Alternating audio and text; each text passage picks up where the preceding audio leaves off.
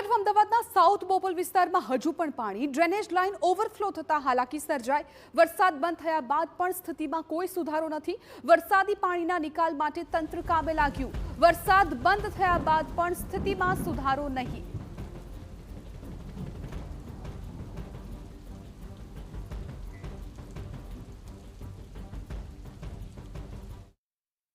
અમદાવાદમાં વરસાદ ઘણા સમયથી બંધ છે, કલાકો વીતી ચૂક્યા, પરંતુ તેમ છતાં હજુ પણ વરસાદી પાણીનો નિકાલ કરવામાં અમદાવાદ મહાનગરપાલિકા સફળ થયું નથી।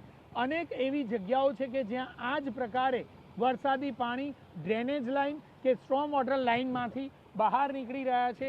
આખરે ક્યારે વરસાદી પાણીનો નિકાલ થશે તે તંત્ર માટે પણ એક માથાના દુખાવા સમાન બની ગયું છે।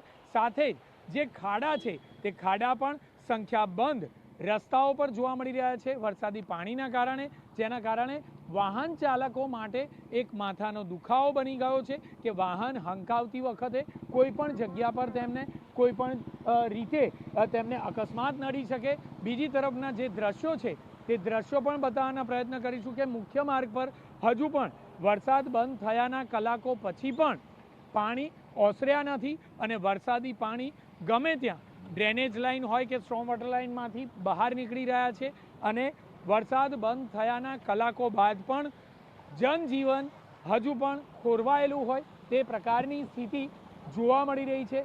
આખરે ક્યારે તંત્ર દ્વારા સંપૂર્ણપણે કામગીરી પૂર્ણ કરવામાં આવશે તે બાબત મહત્વની છે, કારણ કે જે રીતે આ સ્થળ પર હજુ પણ વરસાદી પાણી બહાર નીકળી રહ્યા છે તો આખરે આ વિસ્તારના પાણી ક્યારે ડ્રેનેજ લાઇનમાં જશે તે સૌથી મોટો પ્રશ્ન છે।